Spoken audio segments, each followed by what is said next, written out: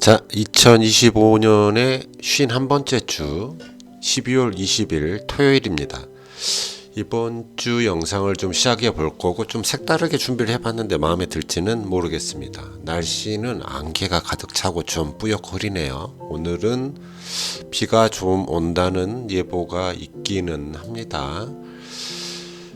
자, 옷이 다섯 종목, 지수 다섯 종목의 평균은 32.86, 코덱스 200이 한 78%, 코스닥 150, 34%, 16, 20% 이 정도 맞겠죠? 이 정도였던 한 주였던 것 같습니다.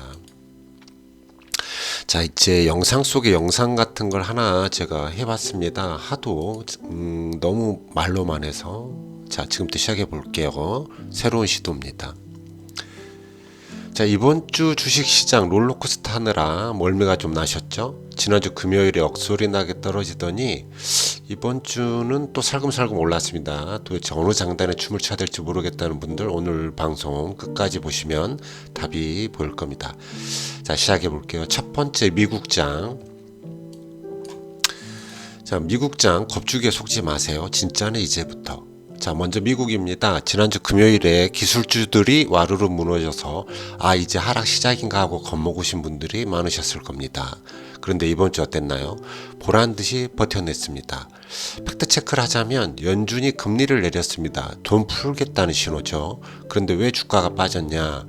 너무 많이 올랐던 기술주들 차익 실현하느라 잠시 숨 고르기를 한 거다. 호재료가 있었죠. 미국 사람들이 지갑을 여전히 잘 열고 있다. 소비지표 호조 뉴스가 떴습니다. 경기 침체 걱정은 안 하셔도 됩니다. 결론은 쫄지 마세요. 지금은 잠깐 쉬어가는 구간이지 끝난 게 아닙니다. 오히려 쌀 때 주워 담을 기회입니다. 두 번째 한국장을 좀 보죠. 한국장은요. 4100선은 강철 바닥. 배당 막차를 타라 이렇게 잡았습니다. 다음은 우리 국장인데 코스피는 4100 이거 깨질까봐 조마조마 하셨죠. 근데 외국인 형님들이 기가 막히게 지켜줬습니다. 미국 기술자가 흔들려도 삼성 하이닉스 같은 우리 대장주들이 잘 버텼고 외국인이 코리아 주식 싸다면서 들어오고 있는 그런 증거겠죠. 지난주에 우주선 쏘는 주식 우주항공들이 날아다니더니 이번 주에는 배당주로 돈이 좀 몰렸습니다. 다음 주가 배당 기준일이거든요. 그래서 은행주, 통신주 들고 계신 분들 배당 받을지 팔지 이제 결정을 해야 됩니다. 결론, 한국장은 바닥을 다졌다. 이제 위로 쏠 일만 남았으니 꽉 잡아라. 세 번째는 이제 기타 시장이죠. 코인이 꿈틀거리고 부동산은 관망. 이제 아무래도 금리가 내려가면 가장 먼저 반응하는 게 코인입니다. 그래서 고개를 약간 들지 않겠나 이런 심리가 살아나고 있다 이렇게 보는 거겠죠. 그래서 다음 주는 조금 좋아 보이지 않겠나 이런 모드입니다. 자, 마무리를 하면 다음 주 크리스마스입니다. 산타클로스가 빨간 양봉 선물 보따리를 들고 오기를 기대해 보면서 저 답 잡아도 다음 주에 돈 되는 정보로 다시 이야기 드리도록 하겠습니다. 자, 어떤가요? 스크립트를 적어놓고 이런 식으로 한번 해볼까도 합니다. 짧게 마음에 안 드실 수도 있어요. 자, 하던 대로 할게요 이제. 자, 코스피 보겠습니다. 코스피 차트 모양을 보면 횡보하고 있죠. 외국인들이 들고 왔다고는 하지만 코스피의 이번 주에 외국인 매수세는 외국인들은 많이 팔았네요. 코스닥도 그렇습니다. 이번 일주일 내내 좀 팔았는데 어떤 특정 섹터, 특정 종목에 많이 들어왔다는 거니까요.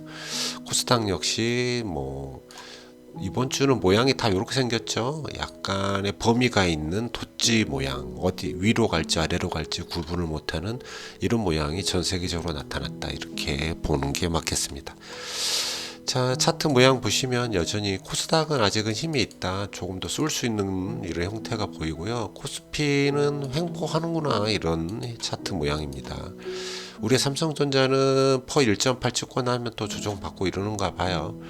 1.8에서 조정받고 나서 아직은 주봉상 지수 모양이랑 비슷하죠. 어디로 갈지 모르는 도지 모양을 좀 띄고 있고 외국인들이 소폭 삼성전자를 보유율을 조금은 줄이긴 했습니다. 큰 대세 영향이 있는 정도는 아닌 것 같고요.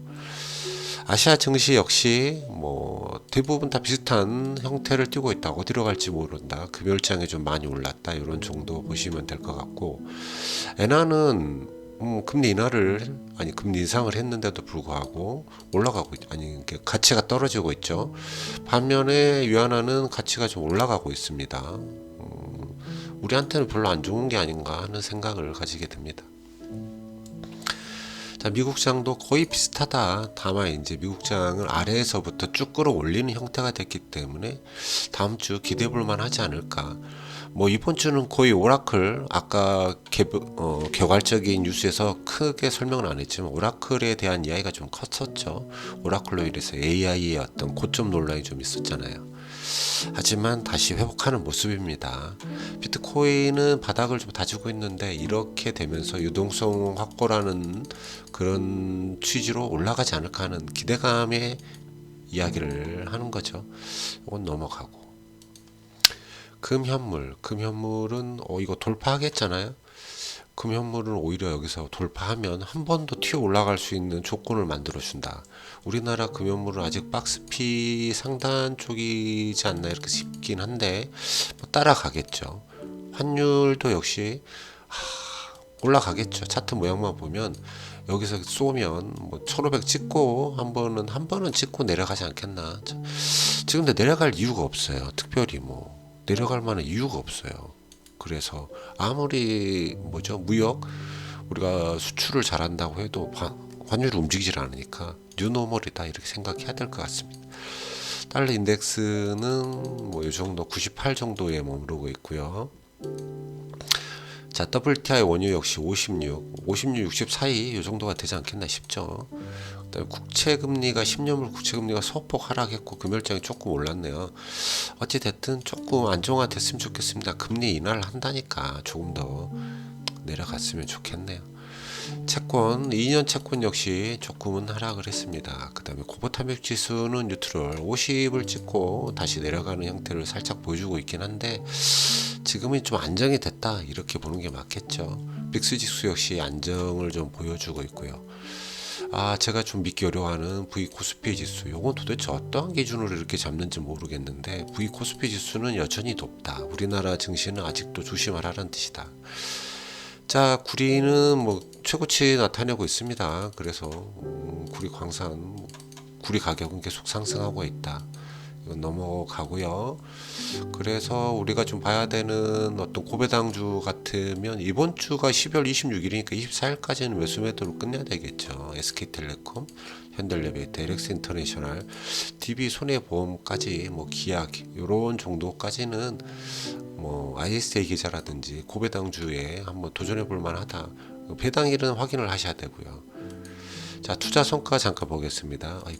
투자 성과 보죠. 지난주에는 전략자산이 38%였는데 이번 주는 좀 하락을 했어요. 전반적으로 5종목 평균 역시 35에서 32로 좀 많이 빠졌다 이렇게 볼 수 있겠습니다. 자, 그래프를 좀 보면 뭐 나쁘진 않죠. 이 코인이 좀 많이 좀 하락하는 게 보이고 전체적으로 다른 종목들도 역시 전략들도 역시 조금씩은 흐름이 좀 있다. 밑으로 좀 빠지고 있다 이렇게 볼 수 있겠습니다. 자, 계좌를 봐도 계좌 뭐 조금씩은 하방을 좀 취하고 있고 뭐 전체적으로 금융자산도 솔직히 살짝 떨어져 있는 이런 정도다 이렇게 보시면 되죠. 지수가 지금 과매수권, 섹터도 과매수권 이렇게 보여지고 있고요. 우리 금요일장의 종목 수익과 52주 DD를 좀 살펴볼게요. 저도 캡처만 했지 뭐 보질 않았으니까 뭐 이런 종목들이 갑자기 튀어 올랐었군요. 우리나라 증시도 뭐 올랐던 종목들이 꽤 있었네요. 제가 금요일에 제대로 보질 못했나? 미국 환율은 연초 대비 0.38% 올랐고 일본 환율이 연초 대비 0.1% 빠지고 있습니다. 이게 뭔가요? 그래서 제 일본 주식이 계속 망해가고 있다 이렇게 볼 수도 있겠네요. 자, 오늘 이번 주 이렇게 마무리를 하고 영상 마무리하겠습니다.